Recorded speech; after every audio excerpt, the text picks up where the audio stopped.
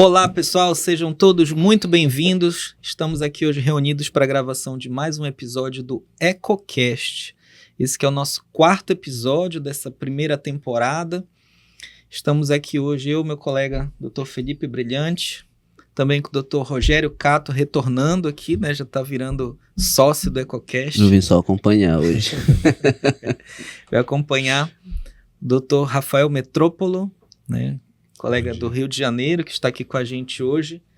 Doutor, mestre em periodontia e implante, fez doutorado pelo IME em biomateriais. Ciência dos materiais. Seja muito bem-vindo, meu amigo. Muito Obrigado. bem-vindo a Belém, inclusive. Né? Hoje a gente vai estar reunido, no dia de hoje, né? Na reunião do Study Club do ITI aqui em Belém, onde o doutor vai fazer uma apresentação para o grupo de implantodontista da cidade. Eu diria assim, o Study Club do ITI reúne, eu acho que as melhores mentes da implantodontia em cada região, pelo menos algumas delas, né, das mais interessadas nessa área, para discutir tópicos muito relevantes. Estamos tendo a honra de trazer o doutor hoje para bater esse papo aqui no EcoCast, no podcast da implantodontia. Beleza. Prazer é meu tá aqui, aceitando o convite de vocês, né? Região Norte, eu não conhecia Belém, fui até Manaus já, mas Belém é a primeira vez, corrido, mas enfim, uma manhã agradável aqui com vocês. Eu espero que a gente consiga contribuir positivamente com esse podcast. Maravilha. Com certeza, é um prazer enorme ter você conosco hoje. Temos certeza que vamos aprender muito no papo aqui prévio. A gente já sabe que tem muito conhecimento, né? E o Cato também disse que veio só acompanhar, mas também tem muita coisa a contribuir. Eu vim aprender também. Exatamente. Então o Lucas fala que o ITI da nossa região traz as melhores mentes e os mais curiosos também. Eu tô lá nos curiosos, que estão sempre querendo aprender, né? E seja bem-vindo, professor Belém. Vamos começar, né? Falando do nosso assunto aqui, que a gente tem muita coisa para falar. Legal. Então, como o nosso tema é implantodontia, conta pra gente um pouco, doutor, como tu começaste na implantodontia. Conta um pouco pra gente desse caminho, que todo mundo tem uma história de ter caminhado por vales tortuosos. Sim. Minha primeira formação de pós-graduação foi periodontia. Sempre enxerguei a pério como base, né, dos processos, do entendimento, né, do planejamento reabilitador. Enxergava o implante como uma alternativa importante para os pacientes parcialmente edêntulos e totalmente edêntulos. Isso eu já enxergava, né? Eu sempre fui um pouco avesso ao conceito muco suportado, né? Sempre tive um pouco de preocupação. E ali naquele talvez 22, 23 anos atrás, a implantodontia ainda estava no seu beginning, né? A nível de Brasil e mundo. Isso em que ano? Desculpa te cortar. Isso foi ali no ido de 2002. 2002. Foi quando eu fiz um primeiro curso, que eu estava fazendo minha pós em periodontia, e fiz um curso de prótese sobre implante. Era um curso de 8 meses em Bauru. Bauru, uma grande referência, né? Nossa, ali. E aí eu fiz um curso com o Wellington Bonachella e com o Renato de Freitas. Cara, para tentar entender a linguagem. Eu ouvia o cara falar healing, abutment, Steticone, CeraOne, e eu não entendia nada. Eu trabalhava numa clínica no Rio de Janeiro e eu tinha uma colega lá que estava fazendo os casos de implantes, e ela falou para mim: olha, Rafa, você vai ter que fazer essas reabilitações. Eu não vou fazer isso. Então você imagina como é que eu comecei a implantodontia, de uma maneira kamikaze quase, porque eu tive que aprender na marra aquilo ali, em cima de uma implantodontia que não pautava no planejamento reverso. Então eu recebi os casos e se vira. Mas era assim, né, Rafael? Corre, né? Era onde tinha osso, põe o implante. Aí lembro que eu atendi vai. atendi uma senhora, cara, esse foi muito emblemático, o nome dela era Dona Marina. A Dona Marina, na época, ela tinha seus 80 e lá vai fumaça. Já era hiper idosa, né? E Dona Marina tinha uma mandíbula super atrófica, usava uma prótese total superior e uma mandíbula que já não comportava uma prótese muco-suportada. E ela foi convencida a fazer implante. E a implantodontista, né, um colega que eu gosto muito, tenho uma relação de carinho com ela muito grande, me deu uma primeira oportunidade de trabalho, clínica privada, a doutora Camila. A Camila manteve ainda 2 raízes na região de sínfise mentoniana, mental e mandibular, e falou para mim: Rafa, eu coloquei 2 implantes aqui do lado esquerdo, e aí tem essas 2 raízes para manter esse rebordo, e você faz aí o... Cara, eu não conseguia fazer sobredentadura naquela situação. O rebordo dela era muito atrófico, machucava muito ela. Imagino também que eu não tinha esse conhecimento todo. Embora eu estudasse muito, né, moldagens anatômicas, funcionais, para criar um ambiente de selado, mas tinha uma limitação grande ali. Então, aquele caso foi tendo que ser reconduzido até ela ganhar mais 2 implantes nessas raízes, e aí a gente conseguiu fazer o que a gente chama de protocolo Brånemark. Enfim, aprendi muito com a Dona Marina. Dona Marina, eu mantive Dona Marina pelo menos uns 10 anos, porque eu controlei Dona Marina, acompanhei ela, enfim. Dona Marina chegava lá com um cheque do Banco do Brasil, cliente número 8, e ela pagava em cheque, ela que fazia o cheque. E numa das últimas consultas eu fiz a manutenção dela, já foi ali meados de 2012, 2013. Mas já com 90 e poucos anos. 90 e poucos anos. E eu fui buscava ela em casa. Atendia ela no sábado, eu buscava ela em casa, ela ia com a cuidadora e ela fazia o cheque. Eu já estava sem um olho porque ela tinha tido um acidente doméstico, caminhando dentro de casa. Morava num apartamento que, sei lá, devia ter seus 300 metros. Era a caminhada dela, ela escorregou. Enfim, mas essa foi o meu começo, né? Dessa implantodontia que foi me levando para cenários desafiadores, e até hoje a gente tem, mas hoje eu acho que a gente vai melhorando um pouquinho, né? Pelo menos a gente vai tentando enxergar coisas que a gente não enxergava. A gente falava muito de exame, né? Uhum. Imagem. A gente trabalhou há quantos anos com panorâmica, né? Pegando aquelas maxilas que, opa, essa tá boa. Quando abria tinha uma lâmina de faca. Essa vai ser filé. Vai ser Não é? 10 minutinhos acaba. Os cursos Era eram 10 assim. minutinhos mesmo, que era abrir e fechar, né? A gente falava que a cirurgia era meia hora, virava um parto, né? Nossa. E, enfim, então hoje a gente tem muitas ferramentas, a gente só precisa saber usá-las, né? E só sabe usá-las de uma forma interessante quem busca a base do propósito disso tudo, né? Lá atrás você tem que se formar, depois você vai evoluir. Primeiro a gente começa, não é isso? Depois Como é? Depois melhora, né? melhora. Depois melhora. O leque de opções também aumentou muito, né? E às vezes acompanhar essa evolução que é a implantodontia, ou a odontologia, ou a reabilitação, né? Porque hoje a gente acaba tendo que, pelo menos, conhecer o básico de tudo, né? A Sim. periodontia eu acho que teve uma retomada muito interessante, Sim. né? Que a implantodontia ou a odontologia de uma forma geral esquecia a base periodontal, né? Sim. Então foi retomada, a gente vê a importância, né, Sim. do tecido mole, mas a maioria, para você se destacar cada vez mais, você tem que ter o conhecimento da pério, do implante, da prótese, para poder finalizar um caso. Isso é um ponto Melhor, interessante, né? A gente pensava, eu sou um pouco mais novo que o senhor, doutor, formei em 2005, mas quando eu formei em mente assim, eu quero ser bucomaxilo. Não fiz nenhuma endo na graduação, enrolava para não fazer o que só quero fazer cirurgia, não me interessa mais nada.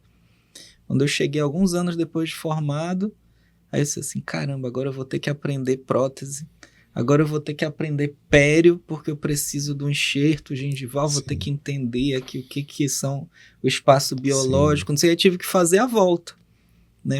Se serve de conselho hoje, não estou mais na graduação, mas quando eu ainda estava dando aula na graduação, era, gente, sejam dentistas, aprendam a ser um bom clínico. A faculdade é odontologia. É odontologia, não é especialidade. Eu até gosto Eu de errei muito por querer ser especialista ainda na graduação, já pensava na especialização.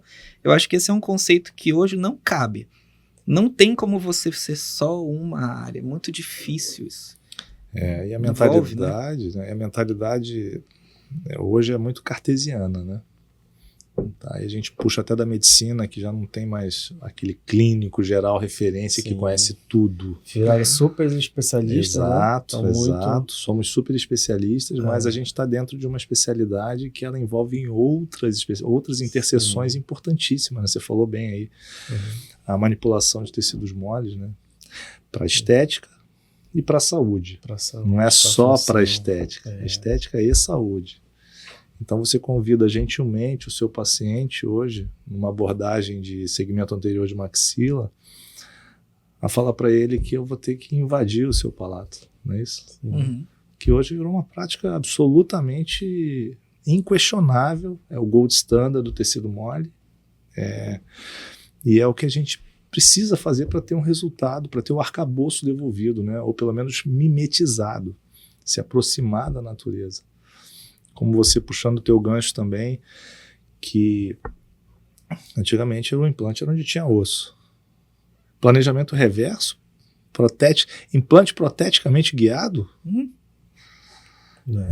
e hoje é inadmissível se pensar numa reabilitação parcial ou unitária que seja, né? Tá aí porque a gente pode falar um pouquinho da ancoragem, implante com ancoragem para casos totais, mas os implantes de longo eixo dental, cara, se não tiver um planejamento muito bem desenhado, é insucesso.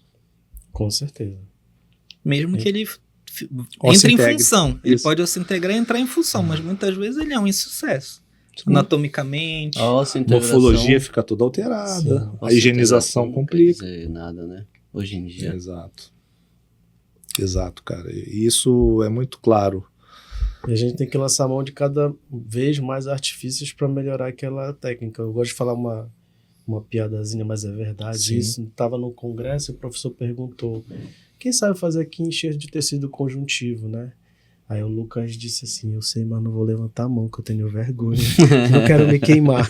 Hoje não, ele fala abertamente que ele faz enxerto de conjuntivo. Eu acho... Eu faço e mantenho vergonha. Era essa história mesmo. Puxando esse outro gancho que vocês falaram aqui, a gente vai ter, por exemplo, a gente está cuidando do ITI, falando um pouquinho rápido do ITI, no Congresso Brasil, que ia te dar esse gancho para ti, mas... vai ser no Rio de Janeiro. Legal.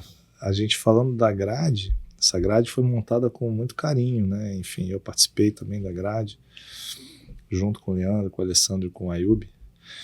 E uma grade que você vê a perioimplantodontia em evidência.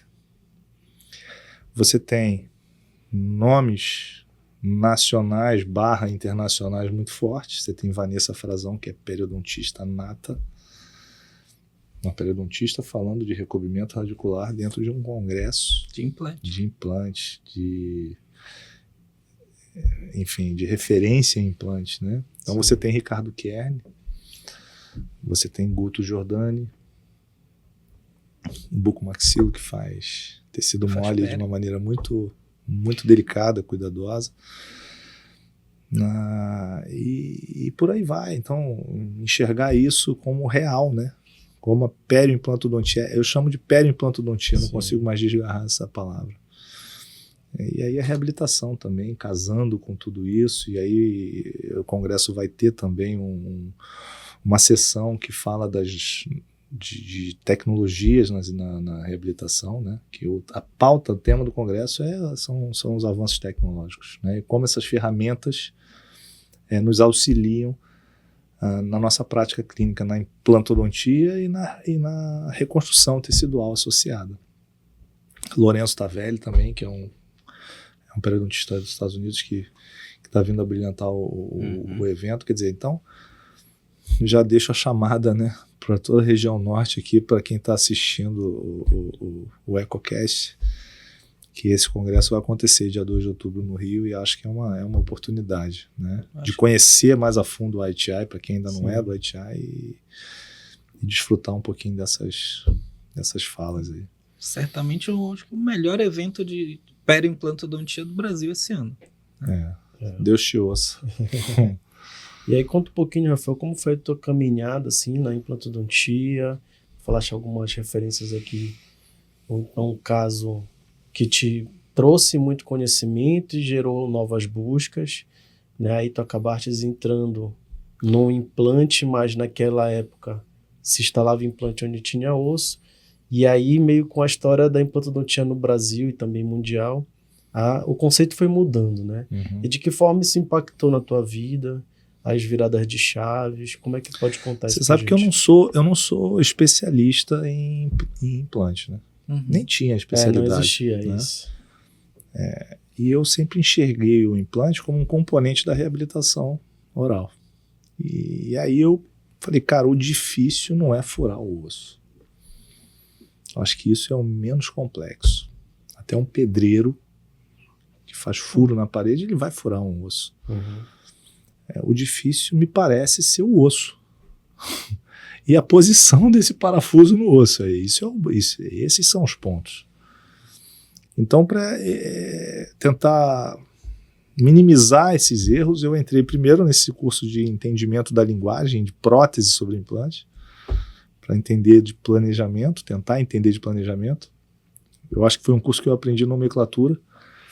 E braçalmente eu transferia os casos, né, moldava e tal, mas eu não participei das cirurgias, eu recebia os pacientes já operados, já todos ali com umas peças que eu chamava de cicatrizador, análogos, etc.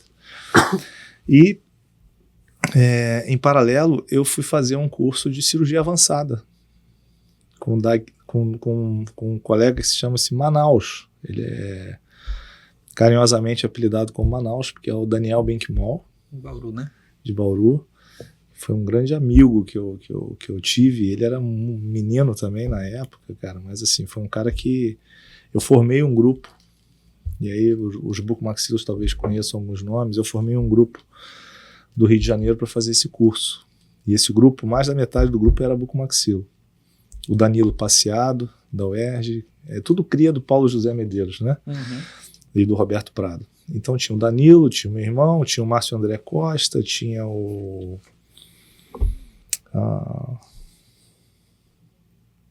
vai sumir agora os nomes, enfim. Mas foi um curso que me ensinou as técnicas reconstrutivas. E eram absurdas as informações que a gente tinha. O osso autógeno como gold standard para tudo. Então, o enxerto em bloco era rotina, né? Os biomateriais existentes no mercado eram escassos. E de baixa qualidade ainda nessa época? Eu lembro que tinha um Pacific Coast que a gente comprava com malheiro, com um cara que traficava esse osso de fora. Era quase... Ou era quase isso ou era Osteogen. Ou era Balmer. Balmer. Da Balmer, Pode né? giz. E, cara, enfim... E depois é que veio aqueles polímeros também de vidro, bioglass, a periodontia trouxe alguma coisa.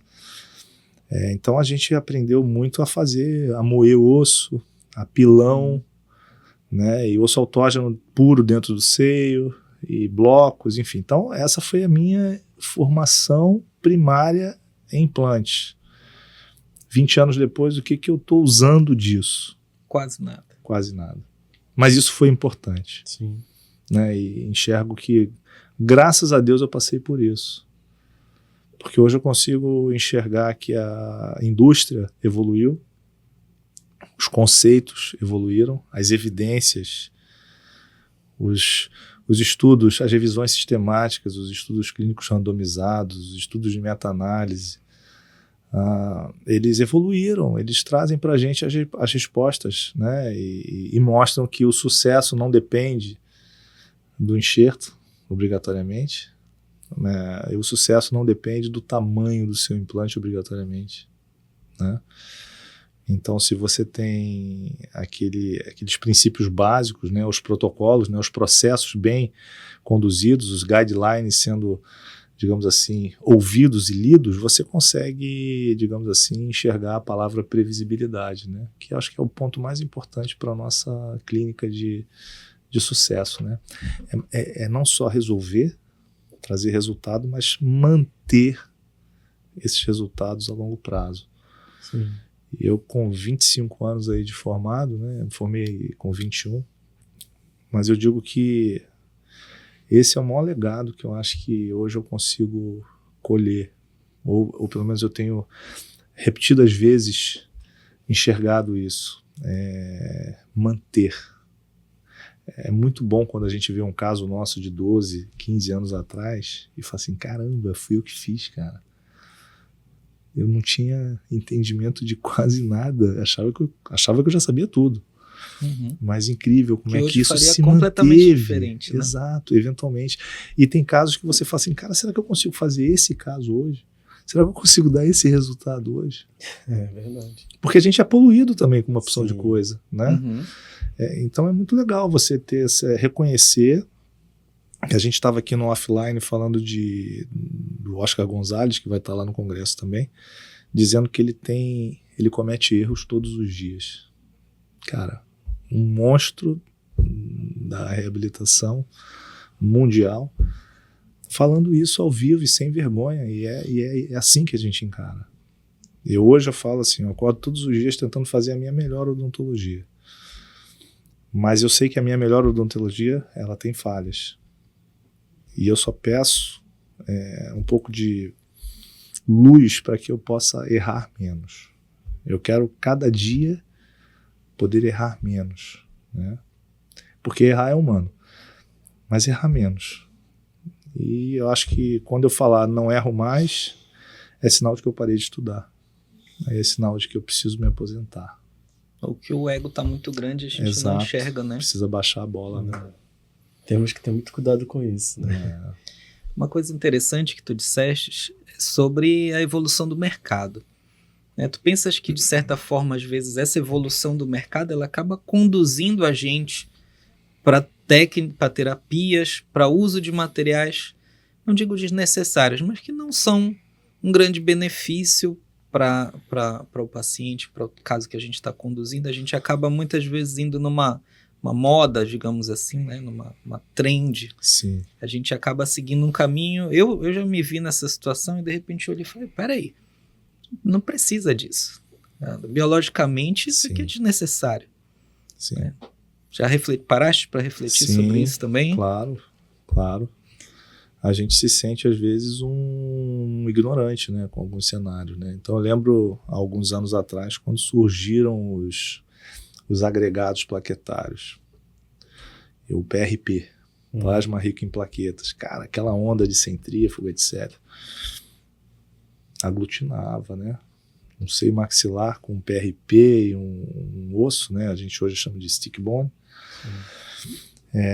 Não entrando nessa polêmica, né? Mas respeito muito, eu tenho muitos amigos profissionais de alto gabarito que fazem LPRF, trabalham com essa situação, quer dizer, mas o PRP foi uma moda que entrou e saiu. Não deu o resultado que era esperado. Exato. Né?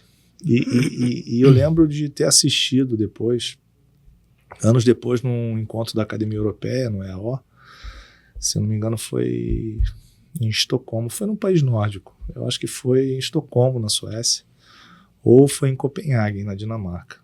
Agora eu vou me equivocar dessa época, mas tem seguramente mais de 10 anos. E assisti um cara, um chileno, um médico chamado Nelson Pinto. Nelson Pinto, chileno. E o Nelson, na grade principal do congresso, falando de LPRF. E mostrando, cara, lesões sifilíticas, cancro, pacientes asa 4 e aquelas cicatrizações de derme e de queimaduras e de etc. Lesões abertas, feridas abertas. E, cara, inegavelmente, os preceitos biológicos desse material existe, né? Resultado para isso existe. Eu só não superlativei isso na minha clínica diária, né? Mas eu respeito. Você tem indicação, resta saber para quê. Para acelerar que processo? Que etapa do processo cicatricial? Né? Num caminho parecido com esse é o caminho digital, mas é um caminho digital que se você tiver... a gente só não sabe, aqueles que não entraram ainda, eles estão naquela dúvida de quando vão entrar, porque a entrada é inexorável. Né? É certo. Essa é a tendência, né? Não tem mais volta. Né? Esse é o caminho. Esse é o caminho. E de que forma o digital veio impactar a tua visão sobre a implantodontia ou a reabilitação? Sim. Como é que ela veio contribuir na tua vida? Olha, imagina uma coisa, né? Eu até trouxe aqui um livro legal do IN. Eu tive a oportunidade de escrever um capítulo de arcos totais. E a gente fala de planejamento e execução. E o planejamento de um arco total, ele é totalmente dependente de um entendimento de prótese total, de montagem de dente, de cera, de resina, de moldagem, né? Para que você faça uma boa prótese total, você tem que ter isso muito bem refinado no teu dia a dia. E hoje você consegue, fazendo um fluxo híbrido, né, um workflow híbrido, eventualmente misturando conceitos analógicos e digitais, você consegue caminhar muito bem e com velocidade nesse cenário. Você poder ter um banco de dente, uma biblioteca de dente, que te cria um enceramento virtual, que te corrige com facilidade, com rapidez, articuladores faciais virtuais, né? Você anexar arquivos com dupla tomografia, duplo DICOM, você conseguir ter suas guias, né, para uma técnica guiada num paciente com uma boa disponibilidade óssea de maxila, que você não precisa abrir retalho. Então, o fluxo digital, hoje te traz esse benefício. Eventualmente você ser mais conservador e você enxergar mais coisa antes da própria execução daquele processo. É mais previsível também. Não é modinha. Sim. Não é levar tudo para esse cenário. Eu ainda faço procedimentos handmade, não tem problema nenhum dizer isso. Aliás, eu acho até que eu estou naquela transição ainda para alguns cenários, tá? Talvez seja uma limitação do Rafael. Enfim, mas eu enxergo que nós temos que tirar proveito daquilo que a tecnologia nos traz. As informações já foram trazidas. Não posso ser refém dela, né? Não podemos ser refém dela. Né? Num primeiro momento, o fluxo digital teve uma força e uma determinação muito grande do mercado, sobretudo dos laboratórios de prótese. Sim. Porque eles ganharam muita agilidade nos processos. Mas a gente também teve que puxar um freio de mão ali, porque algumas coisas a gente perdeu. Você criar um laminado cerâmico, por exemplo, um feldspato sobre refratário, hoje não se faz mais. Hoje é fábrica de dente, cuspindo dente, né? Cuspindo lâmina. Então nós temos que enxergar isso também e ter uma visão crítica de algumas coisas nesse sentido. Mas é inegociável o entendimento de que essa tecnologia e as tecnologias, os softwares todos hoje de planejamento, olha, há quanto tempo existe o Dolphin para ortognática? Foi onde começou, onde né? começou. A odontologia né? entrou nesse digital, foi aí. Você lembra que a gente tinha bioparts lá com o nosso Dental Slice? Sim. Prototipagem. Prototipagem.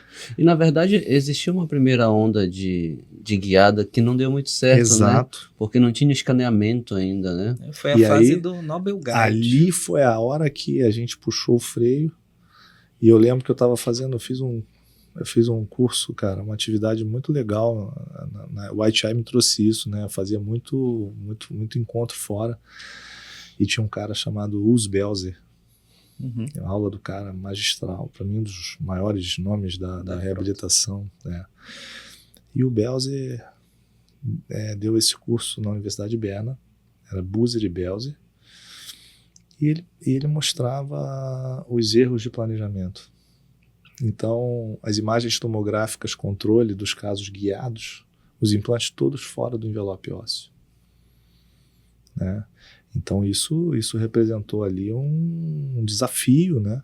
De ter que se puxar o freio. Imagina que se a gente entra nessa onda aí, hoje a gente estava cheio de problema. Né? Então tem que ter muito critério Inegável que hoje os protocolos estão bem mais sedimentados, algumas correções ainda Precisa ser feito, né? precisam ser feitas e vai sempre existir isso, né? A verdade é que a gente quer resposta para tudo, mas a nossa ciência não é exata, né? Então a gente vai buscando, né? E cada caso é um caso. Mas hoje a gente consegue personalizar de uma maneira única alguns resultados, né? Agora, Rafael, tu mesmo faz a tua produção, ou tu Eu terceirizo. terceiriza. Tá, e nessa terceirização, tu ainda deve encontrar uma vez ou outra, mas não é frequente, talvez um erro. Mas Cara. encontra. E aí eu te pergunto, como identificar os erros? Né? Será que esse conhecimento ele tá muito fácil para a gente entender ou não? A tua experiência dos 20 e poucos anos que mostra onde está errado aquele ponto. Então, eu como navego com essas duas especialidades, assim, né? Vamos falar de etapa cirúrgica e protética, eu enxergo desafios nas duas especialidades, né? Eu não sei exatamente dizer qual é a mais desafiadora em alguns momentos. Mas eu também enxerguei muitas facilidades, né? Então, as cirurgias sendo dependentes de materiais de qualidade e as próteses também sendo dependentes de laboratórios de qualidade. A gente estava falando no início do meu começo lá, falando dos componentes, daquela nomenclatura toda, e hoje a gente resume essa nomenclatura em 2, 3 pilares. Hoje você faz uma reabilitação unitária com link de titânio, para boa parte dos casos, coroas zircônia multilayer, eventualmente Emax, etc. E os arcos totais você fala de componentes mini pilares ou SRA, que seja. Então a gente está simplificando também essa linguagem, né? E isso trouxe muitos benefícios. Então, assim, a repetição de processos na minha clínica hoje de prótese são baixos. É difícil eu ter que criar retorno para o laboratório de uma peça. Em termos de ajustes proximais, em termos de contatos oclusais, a gente acaba tendo um fluxo muito mais rápido disso daí. Então, é uma agilidade enorme. Eu tenho viajado muito, eu comentei contigo, né? E, cara, cada vinda são 2 dias, eventualmente 3 dias fora do consultório, e aí a tua clínica continua. E eu tenho uma dificuldade muito grande, sou muito centralizador dos meus processos. Eu não consigo pegar o meu paciente e falar, olha, fulano vai te atender, tá? Até para colar um provisório eu tenho dificuldade de encaminhar. Mas eu enxergo que isso tudo é dependente de uma maturidade também, né? Então, seja você analógico, full, seja você 50-50, seja você digital, amante do digital, tudo funciona, mas você tem que entender daquele processo que você está executando, né? E acho que hoje a gente tem ferramentas que vão criando cada vez mais facilidade, cada vez mais acessibilidade. Eu terceirizo, por exemplo, o planejamento. Planning centers aí, tá? E às vezes o colega que está fazendo o desenho do caso, ele nem é dentista. Claro que a gente tem que validar essa etapa. Mas esses caras já têm uma experiência também. São Sim. cadistas, são pessoas que estão treinadas ali, mas nós validamos esses processos. Precisam da gente para ter Precisa da gente. um resultado bom, né? Você sabe que eu tenho um segmento do consultório que são as próteses tipo protocolo metaloplásticas, que eu conheci na pandemia, um técnico de uma cidade chamada Itaópolis, Santa Catarina.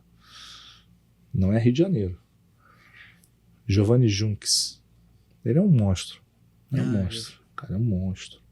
O protocolo do cara é muito perfeito. Gengiva realista demais. E assim, ele equilibrou os processos.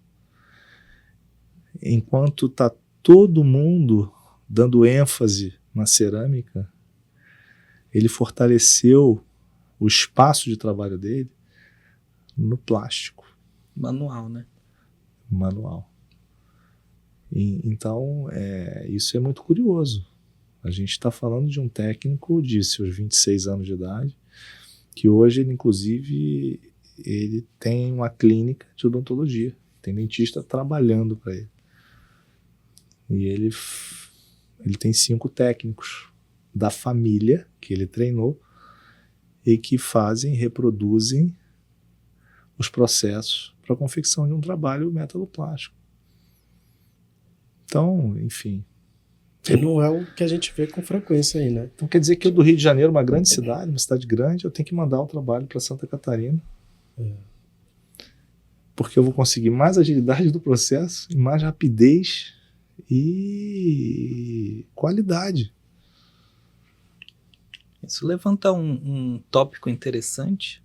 É como que tu vês, por exemplo, quando a gente fala de uma odontologia de alto desempenho, a gente está falando de uma odontologia que tem excelentes componentes. A gente está trabalhando com excelente implante. Escolhe um laboratório desse que é extremamente diferenciado, isso impacta que eu tenho um tratamento com um custo elevado, Sim. né? No nosso momento atual da odontologia, onde a gente tem uma infinidade de clínicas, franquias, empresas, um monte de gente nesse mercado e que está buscando justamente reduzir os custos, né? A gente já passou por isso quando contratou pessoas para ajudar a gente na parte de financeiro. O cara fala, você tem que reduzir custo. Eu falei, mas eu não quero reduzir qualidade. Então, como que é esse dilema?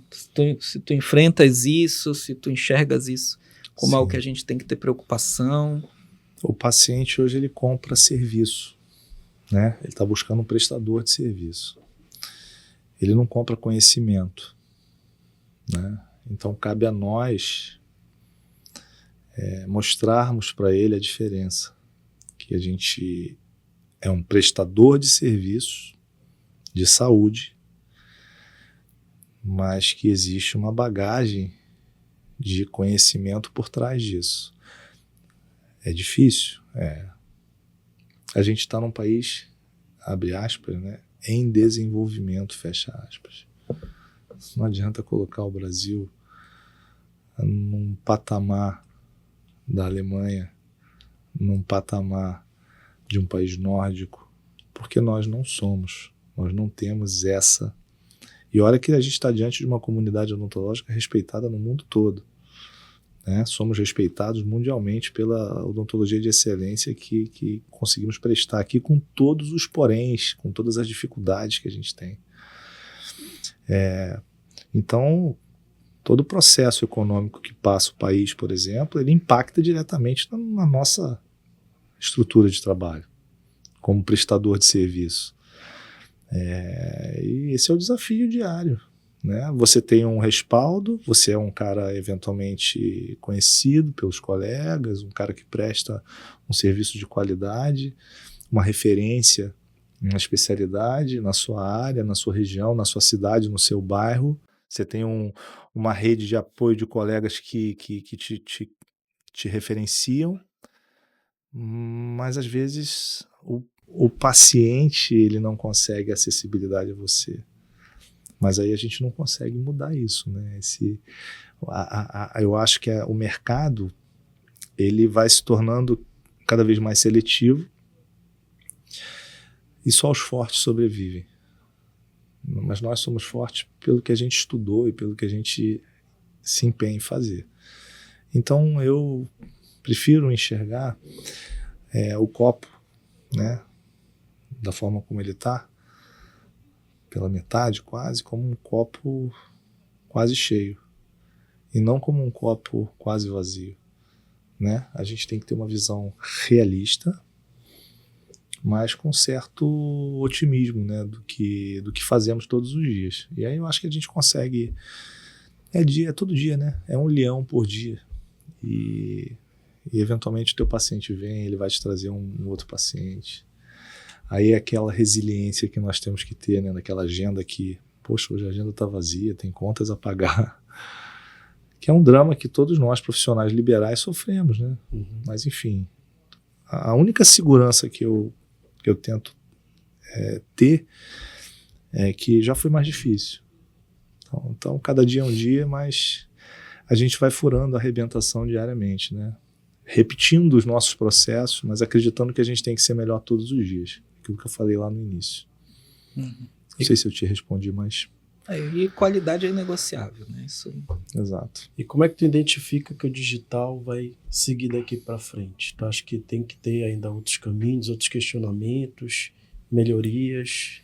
Sim, claro que sempre tem o viés dessa automação eventualmente querer te guiar.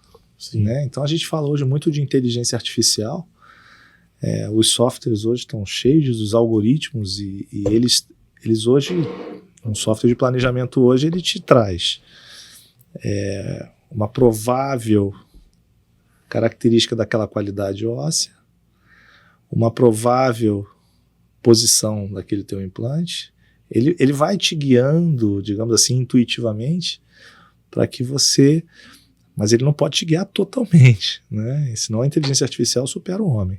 Mas eu enxergo que a gente tem aí um céu de brigadeiro da inteligência artificial acoplada a todo esse entendimento de evolução de softwares e de maquinários para que a gente possa cada vez mais trabalhar com mais segurança. Por exemplo, hoje a gente fala de cirurgia guiada dinâmica, navegação. A gente está entrando num caminho da robótica. Sim. Né? Hoje os equipamentos são caros, etc. Sim, mas já existe, isso já não é uma coisa não palpável. Isso é uma realidade que eu acredito que nos próximos 3 a 5 anos a gente vai ter aí... Nessa década vai vir ativamente. Não querendo te cortar, mas eu lembrei que eu estava vendo ontem stories do Lucas Pinheiro. Ele tá lá no IDS na Alemanha. E ele tava mostrando isso daí, a implantodontia, que não vai mais ter guia, que ela é navegável ali, o computador mostra a posição que tu deve ficar, ali tu vai certinho. Dinâmica e não estática. Isso que já nem é novo, né? Nem é novo, mas está sendo aprimorado. Nós temos algumas coisas aí a surgir. Em 2012, a gente teve aquele ENEC, aqui em Belém, Encontro Norte e Nordeste de Cirurgia. A Nobel, né? Se eu não me engano, começou com essa história, a Nobel. Mas tem o cara trouxe em 2012, né? Esqueci o nome dele, é um alemão que trabalha na Suíça, trabalha lá em Davos. Fugiu o nome do cara. Enfim, sim. O cara ficou famoso aqui no Brasil, o cara fala português, então ele veio dar aula em todas as residências do Brasil. Philip Jürgens. Aí ele mostrou um sistema que eles estavam desenvolvendo lá, que era um robô da cirurgia geral, que o robô tinha um laser acoplado de alta potência. Eles já estavam fazendo osteotomia para cirurgia ortognática com laser e já era o robô sozinho, sem segurar no robô. Né? Através da tomografia, tudo ele já fazia a osteotomia. Né? Isso há 12 anos atrás. Então, está em desenvolvimento. Eu acho que a gente não vai ser excluído do processo. Pelo contrário. Sim. Pelo contrário. A odontologia deu sorte nesse sentido que a gente não vai ser facilmente substituído. Mas a gente vai ter um ganho grande, eu acho que nessa área do diagnóstico. Tu imaginas, a gente vai poder daqui a um tempo carregar os exames do nosso paciente num sistema e esse sistema vai dizer pra gente: seu Rogério Cato aqui tem 87% de chance de sucesso nossa integração. Isso. Porque ele vai avaliar teus hábitos, teus exames de sangue. O IA hoje traz isso. Vai avaliar a densidade da tua tomografia, vai juntar tudo só para a gente ter um diagnóstico extremamente preciso. Isso vai ser louco. Isso vai ser muito bom. Cara, eu não sei a idade de vocês, mas eu acho que aqui tá todo mundo nos 40 e alguma coisa. Né? 25. Não, você tá cheio de cabelo branco. Mas eu enxergo que é isso. A nossa habilidade manual, que foi aquilo que nos encantou ou nos levou para uma odontologia no primeiro momento, eu sempre quis ser o médico dentista. Minha cabeça ela estava condicionada para cuidar de pessoas. Aqui não é uma fala hipócrita, não. Eu sempre quis isso, né? Mas eu rapidamente saí da medicina, desse entendimento, fui para odontologia, porque eu fiquei muito assustado com o que eu via nos hospitais públicos e no noticiário de jornal. Eu tinha um exemplo, um vizinho meu lá no meu edifício, que ele era médico, pediatra. Putz, o cara virava noites e noites. Eu achava que eu ia trabalhar menos, né? Falei, não, só 4 anos. Cara, é boca, é uma coisa menor. Cara, mas olha quanta complexidade a gente tem. Sim. E hoje a gente não fala de boca, né? A gente fala de face, né? Quer dizer, olha a bucomaxila aí levantando essa bola, né? Claro que a gente tem aí o problema da demonização facial. Não vamos entrar nessa polêmica, vamos manter a nossa pauta mais respeitosa, inclusive, mas a gente entende que esse caminho, né, nosso, ele é árduo. E a gente vai enxergando as complexidades. Quanto mais ferramentas de diagnóstico aparecem, maiores são as complexidades que a gente entende.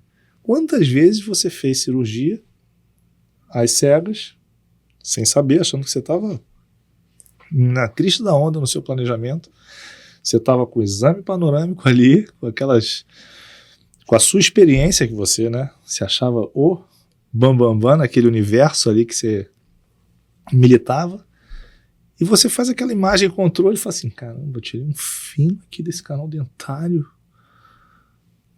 Quem nunca? Quem nunca? Exatamente.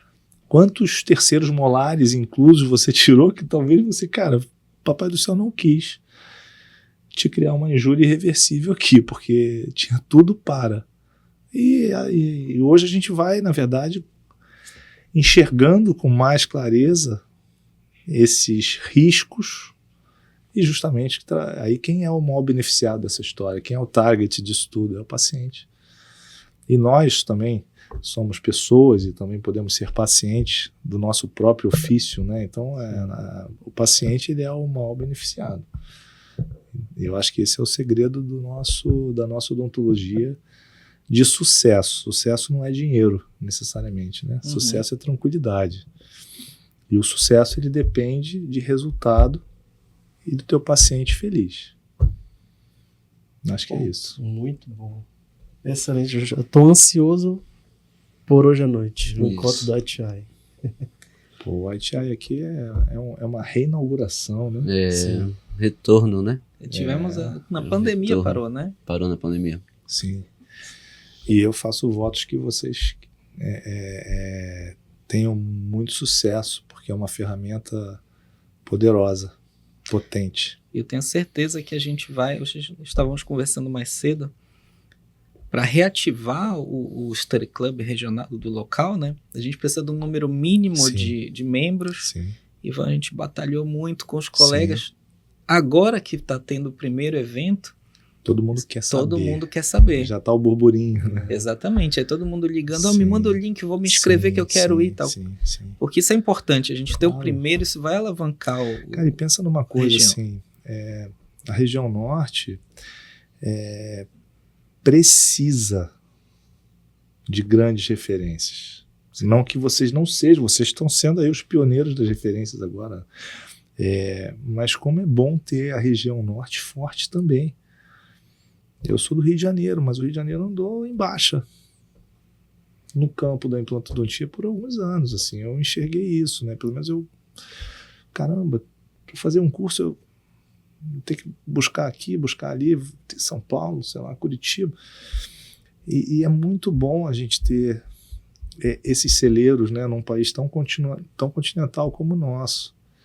E eu rodando o que eu rodo aí, de vez em quando a gente vai para uns lugarzinhos, né, de 50 mil habitantes, de 100 mil habitantes, cara, e sempre eu me surpreendo com gente de boa, altíssimo nível de trabalho.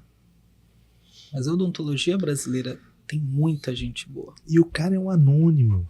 E na verdade ele não precisa ser famoso na mídia social, nem nada. Ele precisa ser bom. E você tem muita gente boa, empreendedora, cara, em lugarejos, cara, em buracos. Cara, esse cara enxerga muito fora da caixinha, né?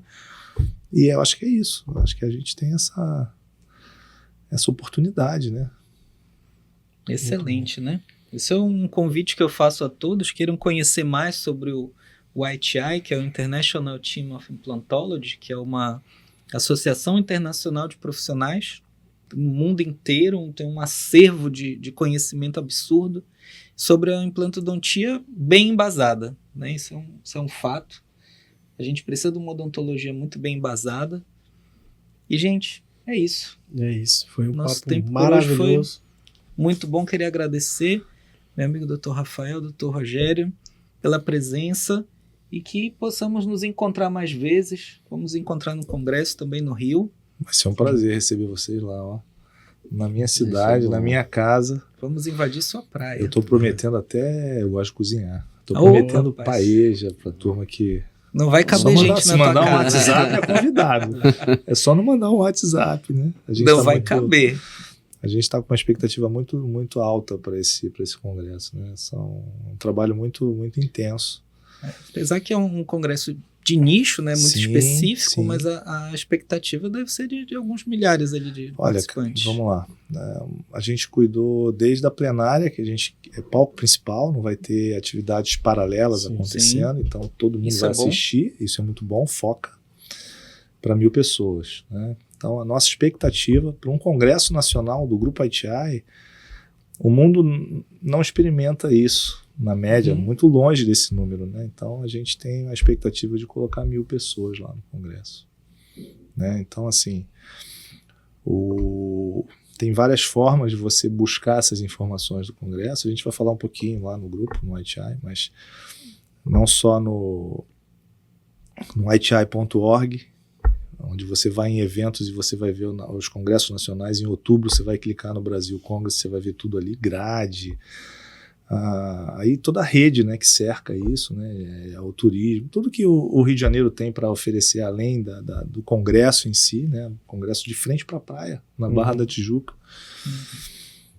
com essa grade aí incrível, Daniel Buser, Istvan Urban, falei já de Oscar Gonzalez, tem vários nacionais aí de peso também, cara. Enfim, foi tudo muito... Não tem um nome pequeno nessa grade. Não tem. Então vai ter o Corporate Session da Straumann, por exemplo, no primeiro dia, vai falar bastante das inovações, né? Então, Sofia Aroca, enfim, Valdemar Polido, né? Enfim, aí a gente vai ficar aqui sendo redundante em falar. É uma oportunidade muito legal. Tem a página também do Instagram. As pessoas que acessam o Instagram, o @ITI Brasil também é uma página que a gente ajuda a gerar conteúdo ali, né? E é isso. Ok. Agradeço. Gente, muito obrigado. Muito obrigado, gente. Estejam atentos. Logo, logo vai estar disponível para todos. Vamos tentar colocar na descrição do podcast os links para o ITI, para vocês poderem procurar mais referências e seguirem também esse caminho. Então, agradeço a todos, agradeço aos doutores. Muito obrigado. Esse foi o EcoCast, o podcast da implantodontia, trazendo mais um episódio extremamente interessante e enriquecedor. Até breve, minha gente. Amém. Amém. Tchau, tchau. Muito bom.